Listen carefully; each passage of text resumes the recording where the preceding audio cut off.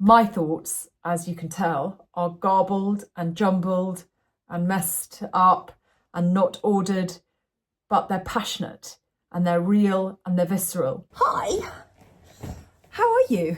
Welcome back to our book nook. I can't get comfortable. If you can, as the author, for goodness sake, please record the audiobook yourself. You are raw to the point of being unable to be touched. We are glamorizing winter, which I don't think is a bad thing. Come on, it's not that bad. We have, as a species, more in common than we will ever have that separates us.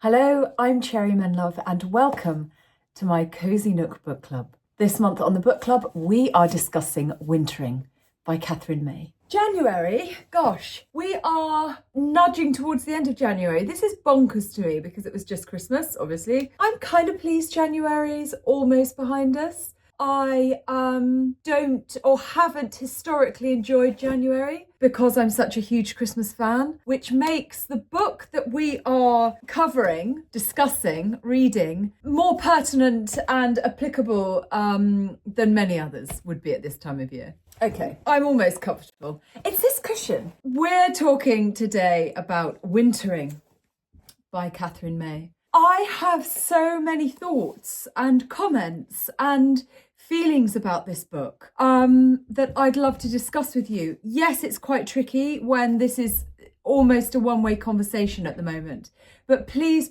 come into the comments because I would love to know your thoughts on this particular book. Sorry.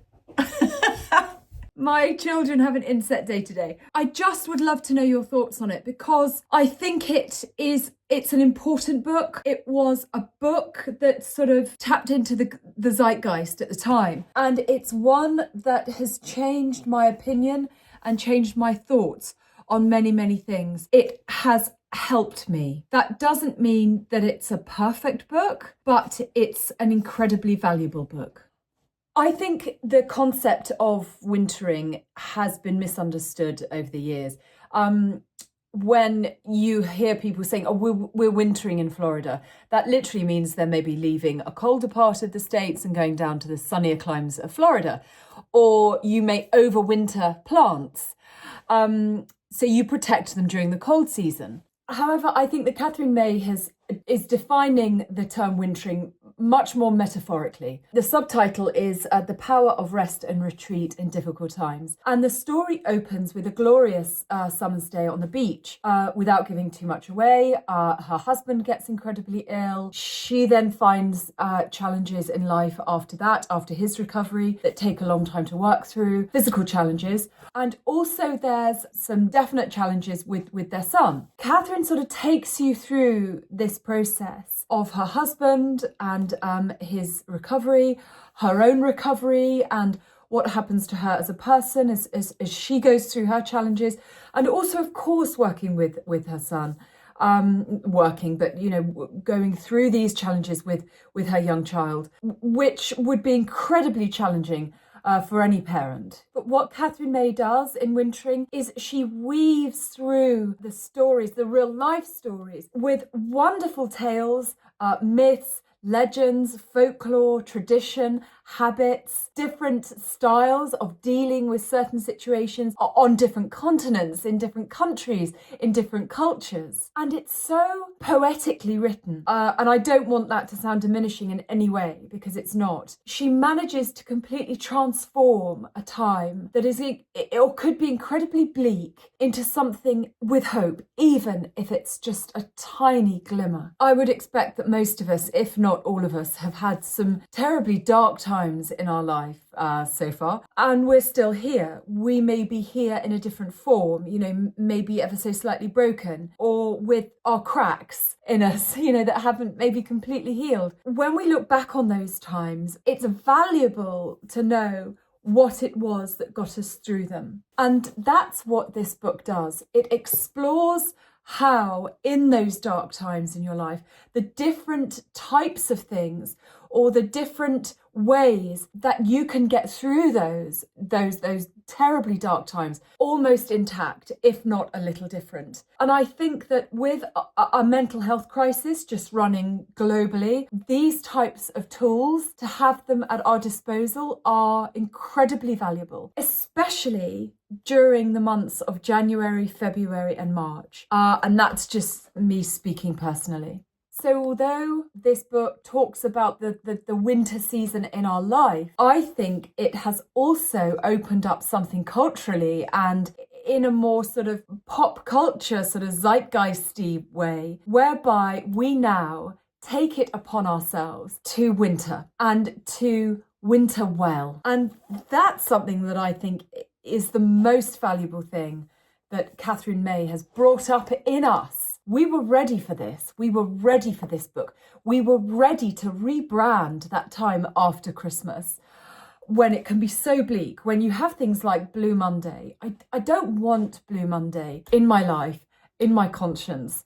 I don't want it in our culture. I don't want there to be a day where people struggle most or people end their lives more readily. I don't want Blue Monday to be a statistic. Therefore, for me, it's immensely valuable to have any book like this possible, to draw on, to read, to strengthen and to inspire us to know that we'll come through it, that the sun will shine again, that the days will be longer, that we won't have to huddle inside in the dark, and that if we are huddling inside in the dark, we can create such a loving, warm, hygge-inspired space that we can get through it. It's interesting because this book starts with Indian summer and goes right through October, November, December, right through until March. And one of the second to last chapter in March is called Survival.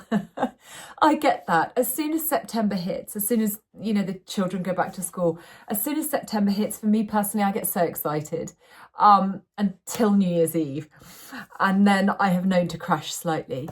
So this book is wonderful for sort of taking you on that journey from the beginning of end of summer right through until the clocks change. There are wonderful chapters such as Slumber, Light, Epiphany and Darkness, and she takes you through mundane things like not wanting to leave the house on a November evening to go to a yoga class, to her gorgeous friend in Finland who had a first-hand experience with suicide, along with ice plunging and trips to the Arctic.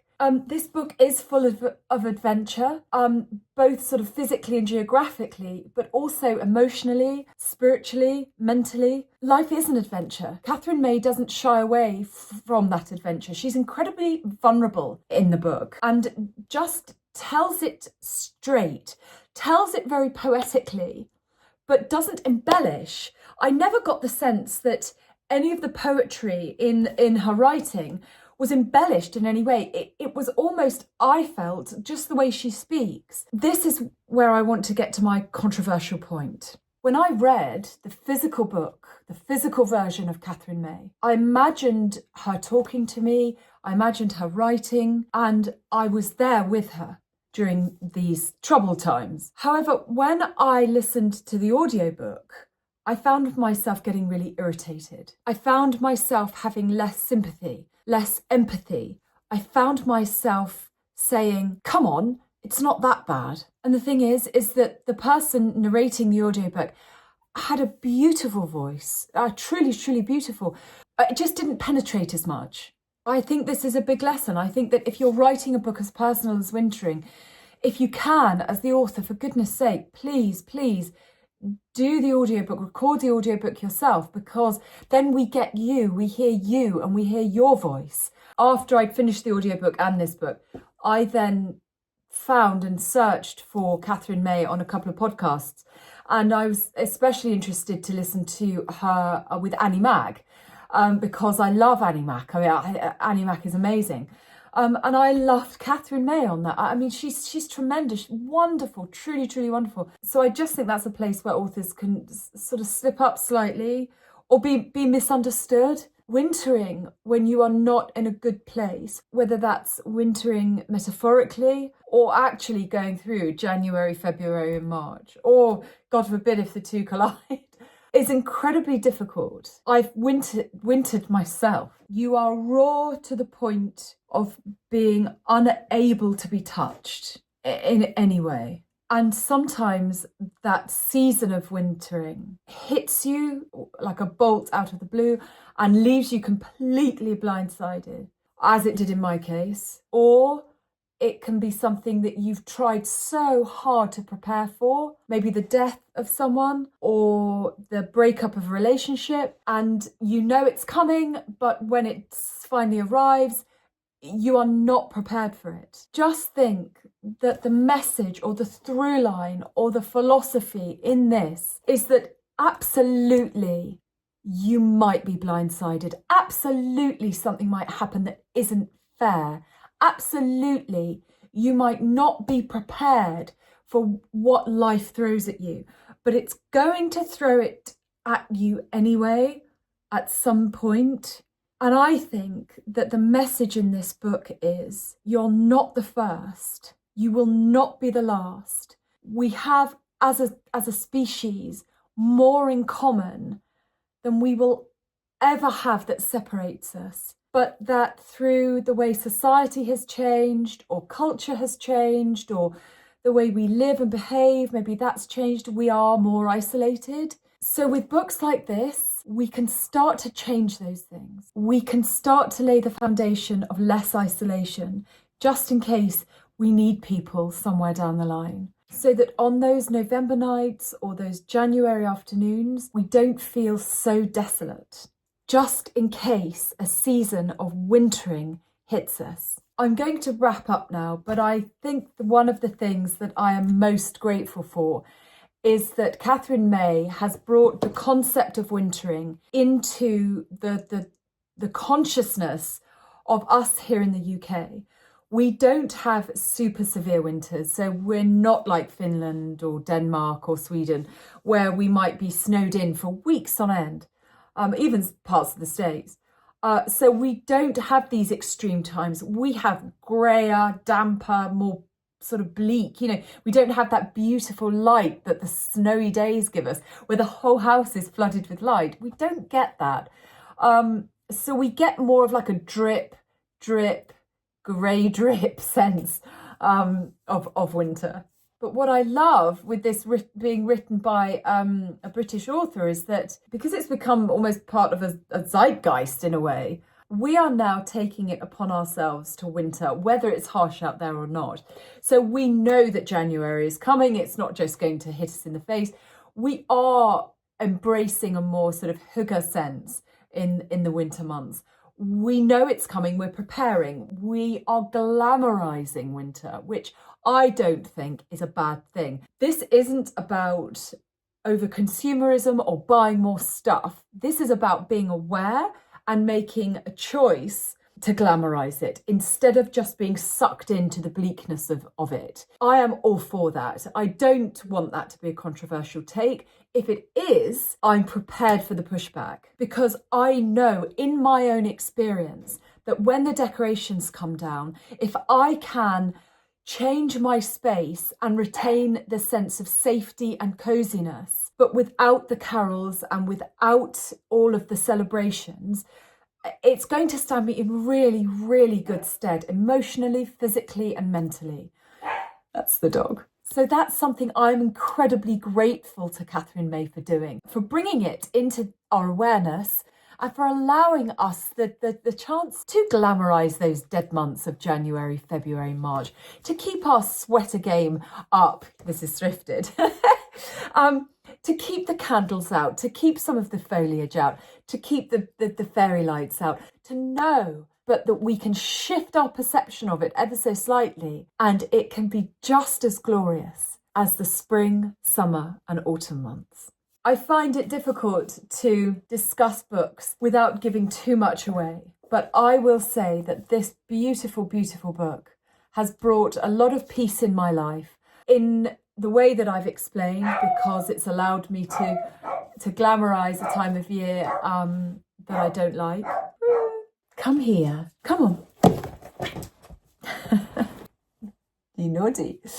But one of the things that it's done that I'm entirely grateful for. It has made me feel less alone, that there are other beautiful, sensitive, gentle souls out there that are incredibly strong women or people, but struggle. We are told and encouraged to always put our best face on and add a filter. This doesn't do that. This is poetically written and beautiful and profound, whilst also being incredibly real and giving that glimmer of hope that those dark times will end. I don't know how she's done it, but she's done it. Actually, I do know how she's done it. She's done it by being vulnerable. She's done it through vulnerability, which is incredibly powerful. I want to know your thoughts on Wintering. My thoughts, as you can tell, are garbled and jumbled and messed up and not ordered, but they're passionate and they're real and they're visceral. And I just want to know yours, because this book has a very special place in my heart and in my life. Yeah. The next book is Demon Copperhead by Barbara Kingsolver. I'll leave the link below, and I'm now going to hand it over to you. I'd love to know your thoughts on Wintering by Katherine May. Lots of love. See you soon.